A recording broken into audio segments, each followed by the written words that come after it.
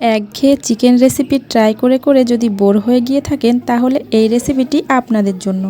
তৈরি করা খুবই সহজ, নান, রুটি, পরোটা অথবা গরম ভাত যে কোনো কিছুর সঙ্গেই খুব ভালো হয় খেতে। ভিডিওটি দেখার পর ভালো লাগলে লাইক, শেয়ার আর সাবস্ক্রাইব করতে ভুলবেন না কিন্তু। নমস্কার বন্ধুরা, কেমন আছেন সবাই? আমি কৃষ্ণা। আজকে আমি আপনাদের সঙ্গে শেয়ার করব আচারি চিকেন রেসিপি। তো চলুন বন্ধুরা, দেখে নিন আমি কিভাবে আচারি চিকেন তৈরি করছি।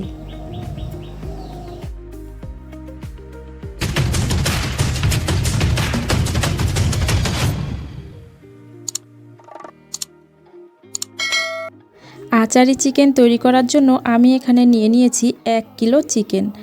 আমি একটু বড় বড় পিস করে চিকেনগুলো কেটে নেব। চিকেনগুলো কেটে ধুয়ে পরিষ্কার করে জল ঝরিয়ে নিয়েছি। দিয়ে দিচ্ছি লবণ, আর দিয়ে দেব হলুদ গুঁড়ো, আর দিয়ে দেব একটু সর্ষের তেল। দিয়ে ম্যারিনেট করে রেখে দেব 15 মিনিট মতো। ফিরে এলাম 15 মিনিট পর। কড়াইতে দিয়ে দেব সর্ষের তেল। এবার চিকেনগুলো আমি ভেজে নেব। একটু লাল লাল করে চিকেনগুলো ভেজে নিতে হবে। একটা সাইড হয়ে গেলে পাল্টে দেব। চিকেনগুলো লাল লাল করে ভেজে নিয়েছি, এবার তুলে নেব। আর তারপর একইভাবে সবগুলো চিকেনের টুকরো আমি ভেজে নেব।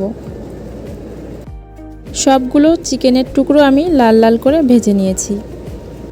আচারি চিকেন তৈরি করার জন্য আচারের একটা মশলা তৈরি করে নেব। সেই জন্য নিয়েছি গোটা গরম মশলা, গোটা শুকনো লঙ্কা, গোটা মৌরি, গোটা জিরে, গোটা ধনে, গোটা মেথি, কালো জিরে আর কালো সর্ষে। এই মশলাগুলো এখন আমি একটু ফ্রাই করে নেব। প্রথমেই শুকনো লঙ্কা আর গোটা গরম মশলা ফ্রাই করে নেব, কারণ এটা ফ্রাই হতে একটু বেশি টাইম লাগে। একটু নেড়েচেড়ে নিয়ে বাদবাকি মশলাগুলো একসঙ্গে দিয়ে দেব। মশলা থেকে ভাজা গন্ধ বেরোলে নামিয়ে নেব, আর তারপর একটা পাউডার তৈরি করে নেব। যে তেলে চিকেন ফ্রাই করেছিলাম ওই তেলেই রান্নাটা করে নেব। ফোড়নের জন্য দিয়ে দিলাম গোটা গরম মশলা, আর দিয়ে দেব গোটা জিরে। এবার দিয়ে দেব দুটো বড় সাইজের পেঁয়াজ কুচি। পেঁয়াজ কুচি দিয়ে একটু ব্রাউন কালার হওয়া পর্যন্ত ভেজে নেব। এবার দিয়ে দেব লবণ আর হলুদ গুঁড়ো। দিয়ে তেলের সঙ্গে একটু ভালোভাবে নেড়েচেড়ে মিশিয়ে নেব। এবার দিয়ে দেব বড় বড় করে টুকরো করে কেটে রাখা টমেটো। যেহেতু আচারি চিকেন তৈরি করছি ওই জন্য খুব বেশি মিহি করে টমেটোগুলো কাটিনি। দিয়ে দিচ্ছি রঙের জন্য কাশ্মীরি রেড চিলি পাউডার, আর দিয়ে দিলাম 2 টেবিল চামচ আদা রসুনের পেস্ট। এবার ভালোভাবে মশলাটা কষিয়ে নেব। মশলা ভালোভাবে কষিয়ে নেওয়া হয়ে গেছে। এবার দিয়ে দিলাম 1 চা চামচ ধনে গুঁড়ো। দিয়ে আবার ভালোভাবে একটু নেড়েচেড়ে মিশিয়ে নেব। সব মশলা ভালোভাবে কষিয়ে নেওয়ার পর যখন মশলা থেকে তেল ছেড়ে দেবে তখন ভেজে রাখা চিকেনগুলো দিয়ে দেব।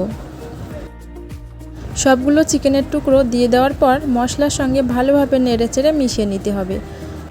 মশলা আর চিকেন যাতে কড়াইতে লেগে না যায় আর পুড়ে না যায় সেই জন্য দিয়ে দিলাম সামান্য একটু জল। দিয়ে ভালোভাবে নেড়েচেড়ে মিশিয়ে নেব। তারপর ঢাকনা দিয়ে ঢেকে 2 মিনিট অন্তর ঢাকনা তুলে নেড়েচেড়ে নিতে হবে। এইভাবে 15 মিনিট পর্যন্ত রান্না করে নেব, যাতে চিকেনগুলো ভালোভাবে বয়েলও হয়ে যায় আর মশলা চিকেনের মধ্যে খুব ভালোভাবে পৌঁছে যায়। আমি এখানে 4-5টা কাঁচা লঙ্কা রেড আর গ্রিন কালারের নিয়েছি। লঙ্কাগুলো চিড়ে ভেতর থেকে দানা বের করে নিয়েছি। যে ভাজা মশলাটা গুঁড়ো করে রেখেছিলাম তার থেকেই অল্প অল্প করে নিয়ে লঙ্কার মধ্যে দিয়ে দেব। সবগুলো লঙ্কা এভাবে মশলা দিয়ে ভর্তি করে নেব। চিকেনগুলো খুব ভালোভাবে বয়েল হয়ে গেছে। এবার যে ভাজা মশলাটা গুঁড়ো করে রেখেছিলাম সেখান থেকে 2 টেবিল চামচ দিয়ে দিলাম। দিয়ে ভালোভাবে নেড়েচেড়ে মিশিয়ে নেব। মশলা আর চিকেন ভালোভাবে মিশিয়ে নেওয়ার পর এখানে আমি ব্যবহার করছি 1 চামচ ভিনিগার। যেহেতু আমি আচারি চিকেন তৈরি করছি ওই জন্য ভিনিগারটা ব্যবহার করছি। আপনারা চাইলে ভিনিগারের পরিবর্তে 1 চামচ লেবুর রসও দিতে পারেন। এবার দিয়ে দিচ্ছি 1/2 কাপ পরিমাণ জল। দিয়ে ভালোভাবে মিশিয়ে নেওয়ার পর দিয়ে দিচ্ছি মশলা ভরে রাখা লঙ্কাগুলো। দিয়ে ঢাকনা দিয়ে ঢেকে 5 মিনিট মতো রান্না করে নেব। 5 মিনিট পর ঢাকনাটা তুলে নিলাম। চিকেনগুলো খুব ভালোভাবে বয়েলও হয়ে গেছে আর চিকেনের মধ্যে ঝাল মশলা সব খুব ভালোভাবে চলে গেছে। আচারি চিকেন রেসিপি প্রায় রেডি হয়ে এসেছে। এবার দিয়ে দিচ্ছি হাফ চা চামচ চিনি, আর দিয়ে দেব আরও একটু ভাজা মশলার গুঁড়ো। আচারি চিকেন একদম রেডি হয়ে গেছে। এবার কড়াই থেকে নামিয়ে নেব।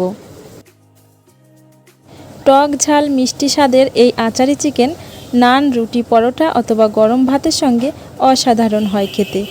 আপনারা যারা এই রেসিপিটি এখনও ট্রাই করেননি, একবার হলেও রেসিপিটি ট্রাই করে দেখতে পারেন। আশা করি আপনাদের খুব ভালো লাগবে।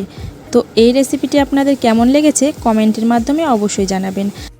ভিডিওটি ভালো লাগলে একটি লাইক করবেন, শেয়ার করবেন, আর আমার চ্যানেলটিকে সাবস্ক্রাইব করতে ভুলবেন না কিন্তু। পাশে থাকা বেল আইকনটি অন করে রাখুন, যাতে আমার দেওয়া নতুন নতুন ভিডিও সবার আগে আপনাদের কাছে পৌঁছে যায়।